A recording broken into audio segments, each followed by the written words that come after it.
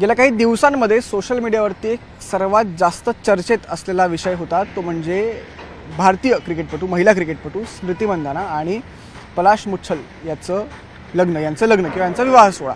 खरं तर याची सुरुवात जर मी तुम्हाला सांगू कुठे झाली तर स्मृतीला ब्लाइंड फोल्ड म्हणजे डोळ्यावरती पट्टी बांधण्यात आली होती आणि तिला एका स्टेडियममध्ये पलाश घेऊन गेला आणि तिथे जाऊन तिला एक अंगठी दिली आणि लग्नासाठी प्रपोज केलं। हा व्हिडिओ खूप जास्त व्हायरल झाला आणि तिथून सुरू झाली स्मृती आणि पलाशच्या लग्नाची कहाणी म्हणण्यापेक्षा किस्सा। हे लग्न खरं तर 23 नोव्हेंबर म्हणजे जो आत्ता रविवार गेला त्या रविवारी हा विवाह सोहळा होणार होता। पण सध्या सगळंच संभ्रमाचं वातावरण झालेलं आहे। त्याचं प्रमुख कारण म्हणजे आजच्या घडीला म्हणजे काल संध्याकाळपासून जर आपण पाहिलं तर स्मृतीने आपल्या इंस्टाग्राम जे अकाउंट आहे तिचं किंवा सोशल मीडिया अकाउंट्स असतील तिचे तिथून या लग्नासंदर्भात किंवा पलाश संदर्भात काही पोस्ट असतील त्या सर्व डिलीट केल्या आहेत।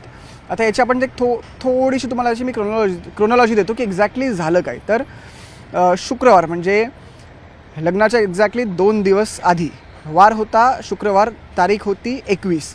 त्या दिवशी दोन्ही कुटुंबातली म्हणजे मंदाना आणि मुच्छल कुटुंबातली लोक ही सांगलीला गेली होती। सांगलीला कुठे तर स्मृतीचं जे आपण म्हणतो तिला डेस्टिनेशन वेडिंग करायचं होतं तिचं जे गाव होतं त्यामुळे सांगलीला हे लग्न करण्यात येणार होतं। तिथे ही सगळी मंडळी पोचली आणि संध्याकाळी हळदीचा कार्यक्रम झाला, संगीतचा कार्यक्रम झाला आणि फक्त 2 परिवार नाही तर भारतीय क्रिकेट संघातील अनेक महिला खेळाडू देखील त्या हळदी समारंभाला किंवा संगीत समारंभाला उपस्थित होते। त्यानंतर शनिवार गेला आणि आला तो म्हणजे रविवार। आता रविवारी हे लग्न होणार होतं पण झालं असं की स्मृतीच्या वडिलांना अचानकपणे रुग्णालयात भरती करण्यात आलं। आता ते का करण्यात आलं हे सुरुवातीच्या काळात कुणालाच कळलं नाही पण त्याच दिवशी म्हणजे रविवारी संध्याकाळ दरम्यान स्मृतीचे जे मॅनेजर आहेत ते प्रसारमाध्यमांसमोर आले आणि त्यांनी सांगितलं की सकाळी ब्रेकफास्ट करताना म्हणजे नाश्ता करताना स्मृतीच्या या वडिलांची थोडीशी थोडीशी प्रकृती खालावली, थोडीशी तब्येत बिघडली। त्याच्यामुळे काही मेडिकल कारणास्तव त्यांना रुग्णालयात भरती करण्यात आलं कुठे तर सांगलीलाच। हे सगळं घडत असताना दुसरीकडे मुच्छल फॅमिली जी होती पलाश मुच्छल यांची फॅमिली ही सांगलीतच होती रविवारी संध्याकाळपर्यंत। पण रविवारी संध्याकाळी ते सांगलीतून पुन्हा मुंबईत आले आणि पलाशसुद्धा गोरेगावच्या एका रुग्णालयात हॉस्पिटलाइज झाला म्हणजे भरती झाला।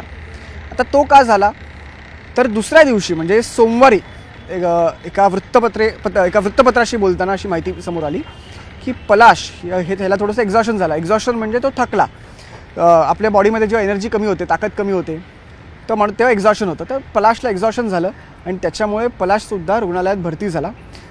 असंही म्हणण्यात आलं की लग्न पोस्टपोन झालं त्याच्यामुळे पलाश कुठेतरी दुःखी झाला आणि तो 4 ते 5 तास सतत रडत होता आणि ते कारण असू शकतं की पलाश एक्झॉस्ट झाला, पलाशची तब्येत थोडीशी खालावली।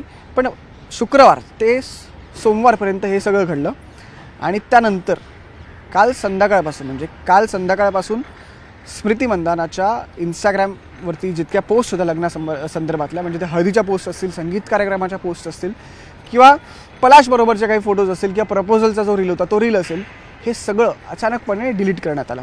फक्त स्मृती नाही तर स्मृतीसोबत स्मृतीच्या ज्या मैत्रिणी असतील मग त्या भारतीय संघातील पण मैत्रिणी असू शकतात किंवा इतर मैत्रिणी असतील, सोबत राहणाऱ्या सोबत वाढलेल्या मैत्रिणी असतील, या सर्वांनी जे काही इंस्टाग्रामवरती पोस्ट टाकल्या होत्या, स्टोरीज टाकल्या होत्या ते सर्व पोस्ट आणि त्या सर्व स्टोरीज डिलीट करण्यात आल्या।